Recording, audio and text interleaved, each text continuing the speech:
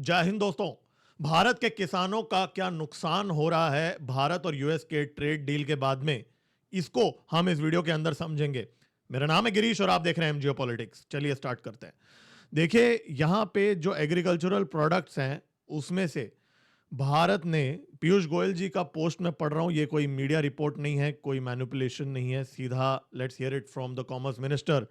तो यहां पे क्लियरली यहां पे लिखा है कि जो आलू है, प्याज है, peas, beans, frozen vegetables, cucumbers, mushrooms, ये सारे एक्सक्लूडेड हैं। मतलब ये ट्रेड डील का पार्ट ही नहीं है यहाँ पे। और इसका मतलब यह है कि पल्सेस और वेजिटेबल्स जो हैं ये एक्सक्लूडेड हैं। जो लार्ज परसेंटेज ऑफ हमारे जो किसान हैं उनको कोई इस ट्रेड डील से फर्क नहीं पड़ने वाला। गेहूं, चावल, मैदा, दूध, दही, चीज, सोया, पोल्ट्री, टोबैको, मांस, ये सब कुछ कंप्लीटली एक्सक्लूडेड है। ये ऑफिशियल डॉक्यूमेंट में लिखा हुआ है। लेकिन कंट्रोवर्शियल बात यहां पे ये भी है कि यूनाइटेड स्टेट्स ने भारत को बोला है कि भैया भारत जो है वो रशिया से तेल खरीदना बंद कर देगा। जी हाँ, अभी ये जो एग्जीक्यूटिव ऑर्डर जो व्हाइट हाउस के वेबसाइट में पब्लिश हुआ, अगेन ये कोई मीडिया का कहीं सुनी बात नहीं है, वहां पे लिखा है Bharat has committed to stop directly और indirectly importing Russian Federation oil. United States से भारत अब एनर्जी प्रोडक्ट्स खरीदेगा। सेक्रेटरी ऑफ ट्रेजरी जो है स्कॉट बेसेंट, जो उनके चमचे हैं, उनको इस एग्जीक्यूटिव ऑर्डर में मॉनिटर करने के लिए बोला गया है। सेक्रेटरी ऑफ ट्रेजरी या कोई भी सेक्रेटरी ऑफ कॉमर्स ये मॉनिटर करेंगे भारत को। अगर भारत वापस रेज्यूम करता है रशियन ऑयल को इंपोर्ट करने के लिए, तो फिर उसके बाद में ये जो एग्जेम्पशंस जो दिए गए हैं ये निकाल दिए जाएंगे। ऐसा लिखा है व्हाइट हाउस के वेबसाइट के अंदर। अब इसको लेके कंट्रोवर्सी ये हो गई कि क्या भारत ने यहाँ पे रशिया से तेल खरीदना बंद करने का डिसीजन ले लिया है। भारत के एमईए ने इसका रिस्पॉन्स दे दिया। जी हाँ, सुनते हैं क्या बोला है उन्होंने। भारत की ऊर्जा आपूर्ति के संबंध में भारत ने कई मौकों पर सार्वजनिक रूप से कहा है कि 140 करोड़ भारतीयों का हित, उनकी ऊर्जा सुरक्षा सुनिश्चित करना हमारी सरकार की सर्वोच्च प्राथमिकता है। इस लक्ष्य को प्राप्त करने के लिए बाजार स्थितियों और बदलते अंतर्राष्ट्रीय घटनाक्रमों के अनुरूप अपनी ऊर्जा स्रोतों में विविधता लाना हमारी रणनीति का मूल आधार है।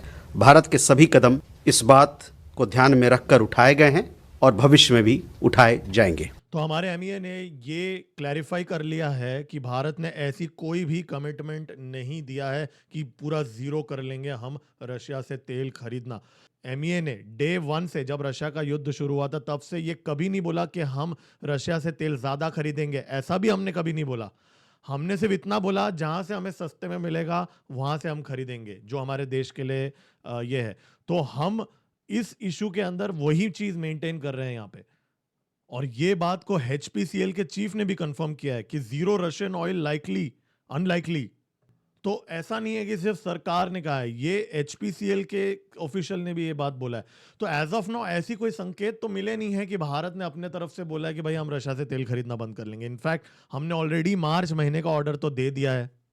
तो अब आप बोलोगे भाई फिर ये कंफ्यूजन क्यों है? देखिए, कंफ्यूजन यहाँ कुछ नहीं है। दोनों ही सरकार अपने अपने देशवासियों को बोल रहे हैं कि भैया मैंने अच्छा डील पुल ऑफ कर लिया है, वो देश से बेटर।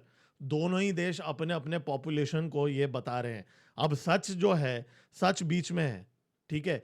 अब डोनाल्ड ट्रंप का ये दावा करना कि Bharat zero Russian oil purchase करेगा, ऐसा कमिट कर दिया है, वो भी सच नहीं है। और भारत का ये बोलना कि भैया इस डील के अंदर सिर्फ हमारा फायदा ही फायदा है, अगर ऐसा कोई बोलता है भारत के अंदर, तो कहीं ना कहीं वो भी सच नहीं है। क्योंकि हम $500 बिलियन का इंपोर्ट तो कर रहे हैं, थोड़ा बहुत एक्सेस तो हम दे ही रहे हैं। नट्स, जो बादाम, पिस्ता, ये सब तो हम इंपोर्ट कर ही रहे हैं यूनाइटेड स्टेट्स से। कुछ एग्रीकल्चरल प्रोडक्ट्स हम ले तो रहे हैं यूनाइटेड स्टेट्स से, लेकिन हाँ, हमने गेहूं, आटा, चावल, पल्सेस ये सब सिक्योर कर लिया है। फ्रूट्स में भी संतरे वगैरह हमने सिक्योर कर लिया है, जो भारत से बहुत ज़्यादा एक्सपोर्ट होता है। तो हमने एक बैलेंस किया है। तो धंधे में बैलेंस ही होता है। लेकिन आप ट्रंप को जानते हो, वो थोड़ा बहुत शो ऑफ करने की उसको आदत है।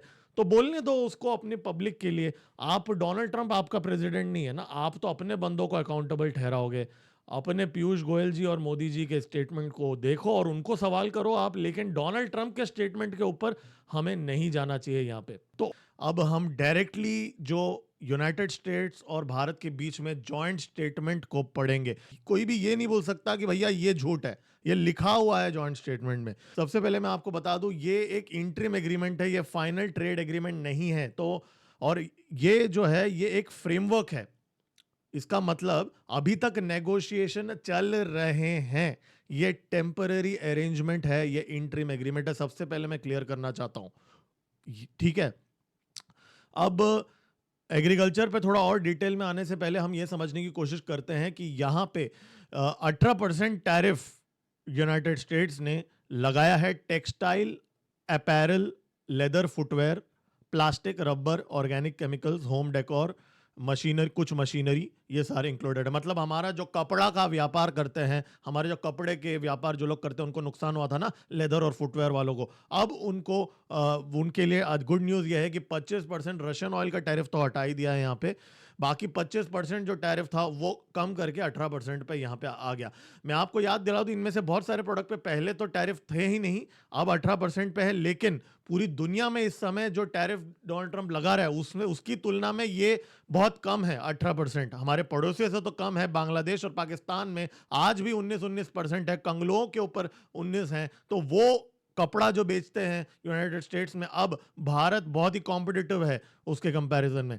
इतना ही नहीं, यूनाइटेड स्टेट्स ने अपने लिए क्या सेटिंग करके लिया है, यहाँ पे जो जेनेरिक फार्मास्यूटिकल है, जो दवाइयाँ जो हैं, उस पे 0% टैरिफ लगा दिया। मतलब भारत से जो हम एक्सपोर्ट करेंगे ना, जो यूनाइटेड स्टेट्स इंपोर्ट करेगा अपने देश में दवाइयाँ, उस पे 0%। जेम्स एंड डायमंड, हीरे जवाहरात जो हैं यूनाइटेड स्टेट्स में जो हम एक्सपोर्ट करेंगे, उस पे 0% टैरिफ। एयरक्राफ्ट के पार्ट्स जो भारत में बनेंगे, अभी एयरक्राफ्ट के पार्ट्स, उस पर भी मैं आता हूं, उस पर भी 0% टैरिफ। और मैं आपको याद दिला दूं, एक दिन पहले डोनाल्ड ट्रंप ने भारत में जो जन औषधि केंद्र जो हमने एस्टेब्लिश किया है ना, वैसे ही कॉपी करके ट्रंप ने अपना जन औषधि केंद्र ऑनलाइन वाला लॉन्च कर दिया है यूनाइटेड स्टेट्स में। एक दिन पहले की बात है।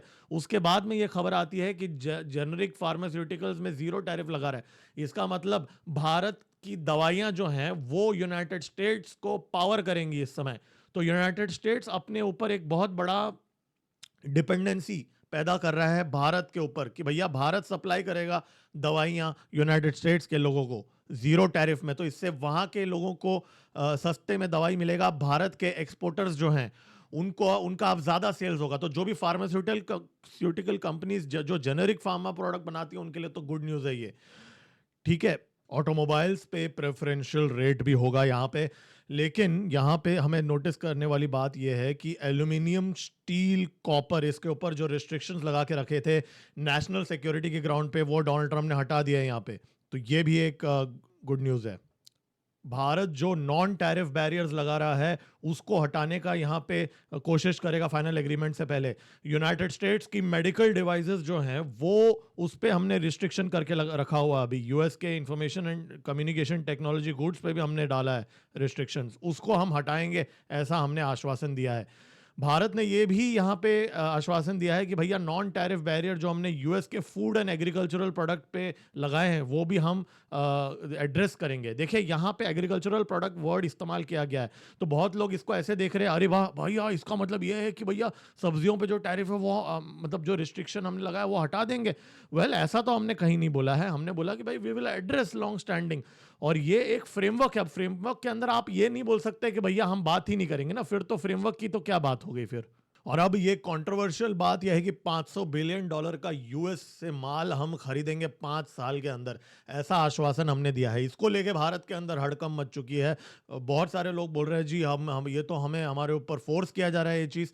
देखिए अगर आज की भी अगर मैं बात करूँ, पिछले साल का हमारा जो यूएस से हम जो चीज़ें खरीदते हैं 40-50 बिलियन डॉलर का तो ऑलरेडी हम खरीद रहे हैं सालाना यूनाइटेड स्टेट्स से, ठीक है। अब $500 बिलियन का हमने जो कमिटमेंट दिया है ये 5 साल का है, तो मतलब एवरेज आउट करेंगे तो $100 बिलियन का साल का।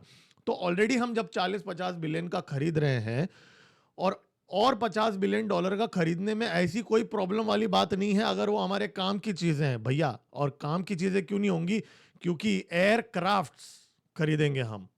बोइंग से हमारा 500 एयरक्राफ्ट का ऑर्डर है भैया, और उतना ही नहीं, एयरक्राफ्ट के पार्ट्स खरीदेंगे, C-130 वगैरह हम तो वैसे भी खरीद रहे हैं ना। प्रेशियस मेटल्स खरीदेंगे भैया, उसके बिना तो हमारा दाना पानी नहीं चलेगा ना, तो वो हम खरीदेंगे। टेक्नोलॉजी प्रोडक्ट्स, जी हाँ, अब हर हाई एंड टेक्नोलॉजी भारत में नहीं बनता है।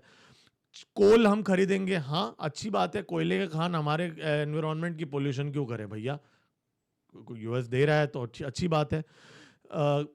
भारत और यूनाइटेड स्टेट्स के बीच में ग्राफिक प्रोसेसिंग यूनिट्स एस्टैब्लिश होंगे, डेटा सेंटर्स एस्टैब्लिश होंगे।